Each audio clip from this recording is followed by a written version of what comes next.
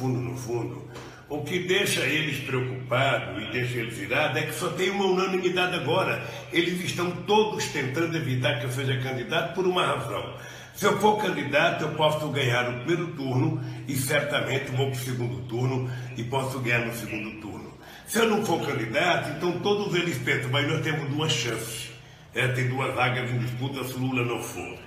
Ora, eu acho que o Brasil não pode continuar pensando pequeno.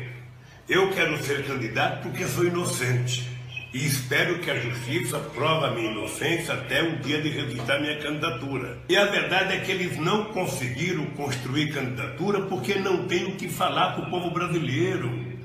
Ora, uma gente que só fala em corte, e toda vez que eles cortam é em prejuízo do povo. Ninguém fala em cortar nada dos ricos, é só dos pobres, é só dos trabalhadores. São quase 13 milhões de desempregados. O Mário, aqui em São Paulo, no Rio de Janeiro, cresce. Não sei se em Salvador, olha os sítios, o número de pessoas pobres na rua, o número de pessoas, deserdadas, pessoas que estão desempregadas, pessoas que perderam a casa, pessoas que não podem mais pagar aluguel, pessoas que estão dando filho para parente cuidar porque não conseguem cuidar. Esse país que há 8 anos atrás trabalhava para ser a 5ª economia mundial. Olha, como é que eu posso me conformar quando eu vejo uma elite perversa entregando esse país a meia dúzia de pessoas?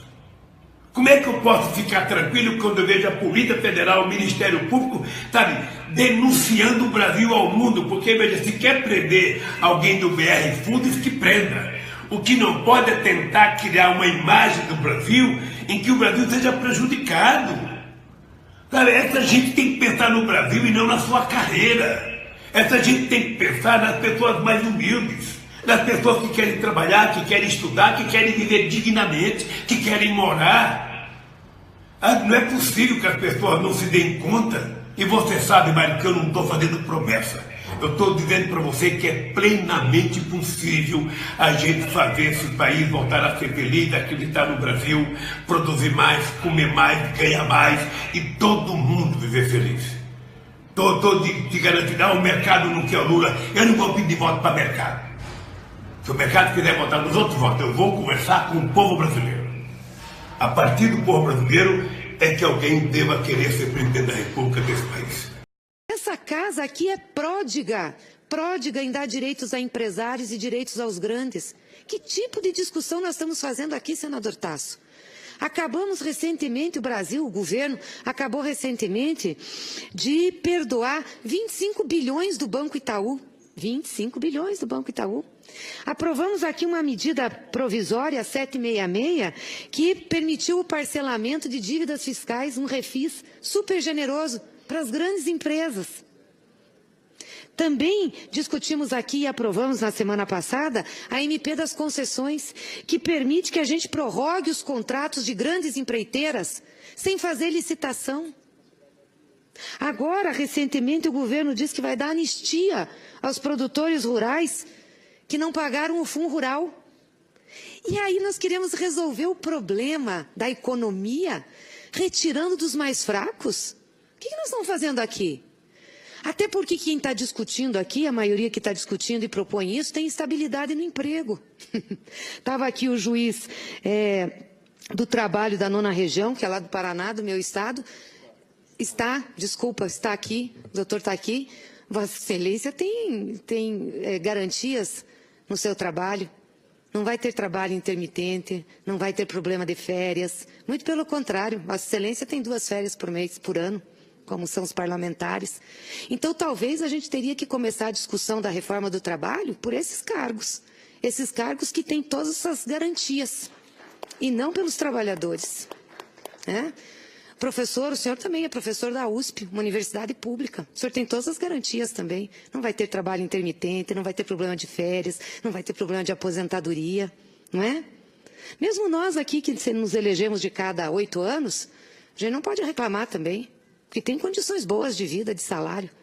O senhor, que é advogado de empresa, também tem boas condições, escritório forte, rico.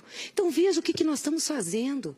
Gente que tem esses direitos, Vem aqui e discute que o trabalhador, aquele que tem pouquíssima proteção, esse pode ter seus direitos mexidos, pode ter trabalho intermitente, pode ser demitido coletivamente, não precisa, pode ter, inclusive, a discussão patrão-empregado, a negociação prevalecendo. Eu fico perguntando se nós teríamos coragem aqui de discutir isso para juiz, para promotor, para professor de universidade. Não tem, essa casa não tem coragem, não. Sabe por quê? Porque vocês vêm fazer lobby aqui dentro. O trabalhador pobre não vem aqui dentro fazer lobby. Ele é vítima do que nós discutimos aqui e da visão da maioria aqui, que é uma visão muito mais para os ricos do que para os pobres. É lamentável o que nós estamos vendo no nosso país. Lamentável. Lamentável na questão da reforma da Previdência.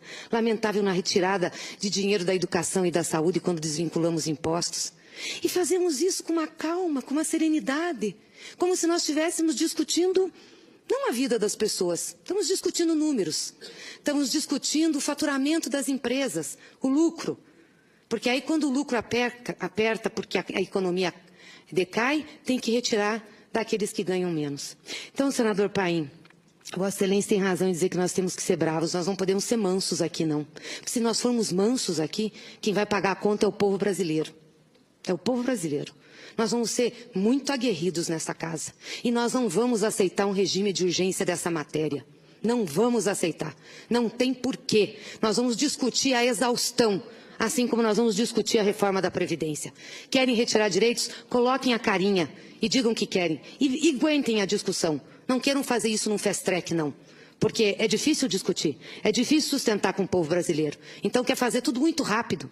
Um governo que nem legitimidade de voto tem, que está lá simplesmente para entregar para o capital financeiro e para entregar para os mais ricos desse país a melhoria das condições de vida deles e não dos pobres.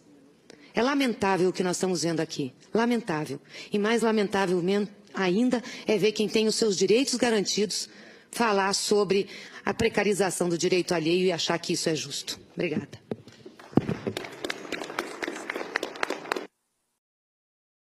Fico me perguntando todos os dias, senador Tasso Gereissati, por que tiraram a Dilma? Por que fizeram o golpe no Brasil? Foi para entregar isso que nós estamos vendo? A gasolina a R$5? Eu lembro quando a Dilma estava no governo, a gasolina era R$ 2,60 e as pessoas aqui dentro diziam que era uma gasolina cara. Está R$5. Foram 11 aumentos em 17 dias. 11 aumentos em 17 dias. O botijão de gás de cozinha está R$ 80. É uma vergonha ver os fornecedores de gás de cozinha e os postos de gasolina colocando placa que estão fazendo financiamento para gasolina e para gás de cozinha. Na época dos nossos governos, as pessoas financiavam, sim. Financiavam casa, eletrodoméstico, carro, mas jamais gasolina, jamais gás de cozinha. Eu lembro que na época do governo Lula, esse que eles prenderam, o presidente mais popular da história do Brasil, na época do presidente Lula, o gás de cozinha estava R$ 12. As pessoas não precisavam escolher entre comprar comida e comprar gás. É uma vergonha o que está acontecendo no Brasil, tem que escolher.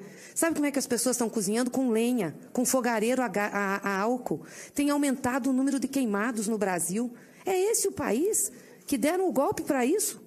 Tiraram a Dilma e prenderam o Lula para isso. 13 milhões de desempregados. Nos nossos governos, nós demos 20 milhões de empregos formais. Tinha renda. As pessoas comiam com decência. Final de semana faziam um churrasquinho, como diz o Lula. E agora? O que as pessoas estão fazendo? Tem que ir para o supermercado escolher o que comprar. E os empregos gerados com essa reforma trabalhista que fizeram, aprovado pela maioria dessa casa, empregos precários. Os 5% mais pobres da população perderam 50% da renda. É esse o país? Nós voltamos àquele país em que só cabiam no orçamento público e no Estado 35% das pessoas. Não é para isso que a gente faz política? E vamos ficar olhando a desgraça do povo? Eu acho que quem compactuou com tudo isso que está aí tem muita responsabilidade, senadora Lídice. E esse governo de quinta categoria que está aí tinha que dar uma resposta ao país. Não disse que ia consertar o Brasil? Eu lembro que tiraram a Dilma. Muitos diziam, tem bagunça no orçamento, as contas públicas estão desorganizadas, a dívida pública estourou. Sabe quanto que era a dívida pública quando o Lula assumiu em 2003? Líquida, 60% do PIB. Sabe quanto que estava quando a Dilma saiu? 39%. Sabe quanto que está agora? 54%. Quem é que está estourando as contas públicas aqui? Fizeram uma emenda constitucional que nós avisamos nessa casa. Não votem, não votem, que vocês vão prejudicar os mais pobres. Hoje, as prefeituras não têm dinheiro para a saúde, não têm dinheiro para assistência social, não têm dinheiro para a educação. As nossas universidades estão sucateadas. Não tem sequer recurso para manutenção, para pagar a conta de água e luz. Isso é uma vergonha. Que tipo de país é esse? Pergunta, é para isso que deram o golpe? 1,5 milhão de pessoas a mais abaixo da linha da pobreza? Foi para isso? Foi para isso que votaram o impeachment? É para isso que o Lula está preso? Aí não sabem, quando vem uma pesquisa, que o Lula está na frente. Tem o dobro do segundo colocado, o dobro do segundo colocado. Ficou está quase 40 dias preso e a pesquisa traz o Lula na frente. E as pessoas não entendem. Sabe o que é isso? É memória. Pela primeira vez no país, em 500 anos de história, o pobre soube o que era comer 3 vezes ao dia. O pobre soube o que era ir no supermercado e poder comprar carne para assar o seu churrasco no final de semana. O pobre soube que podia andar de avião. O pobre soube que podia botar filho na universidade. E agora, o pobre não quer mais o estado de elite, que cabe só para 35% das pessoas. Para os ricos, não quer. O pobre quer o estado que dê para ele também, porque é esse estado que nós precisamos. E ele é possível. Então mente o Michel Temer, mente os partidos que eu apoio, quando dizem que não é possível fazer um Estado para a maioria do povo brasileiro. É possível, sim. E a eleição está aí. E só prenderam o Lula, porque se o Lula estiver solto, ele ganha essas eleições. E aí não pode ter o Lula disputando, porque tem que ganhar alguém da direita, tem que ganhar alguém que fez o golpe para legitimar isso que está aí. É uma vergonha o que está acontecendo no Brasil. E nós aqui no Congresso Nacional devemos centrar foco para discutir esses problemas. Problema da realidade do povo, que não está tendo o que comer. O Brasil voltou de novo ao mapa da fome. Vergonhoso. E muitos aqui têm a responsabilidade objetiva e teriam que fazer uma autocrítica, sim. E nós teríamos que começar a revogar essa emenda constitucional 95 e revogar a reforma trabalhista. É uma vergonha. O Brasil está passando vergonha no exterior. Além do que, a nossa democracia está ferida de morte. Eu espero, sinceramente, que nós possamos ter em 2018 eleições livres e democráticas e que o Lula possa disputar as eleições. E quem quiser derrotá-lo, que derrote nas urnas, olhando para o povo e dizendo o que promete a esse povo brasileiro.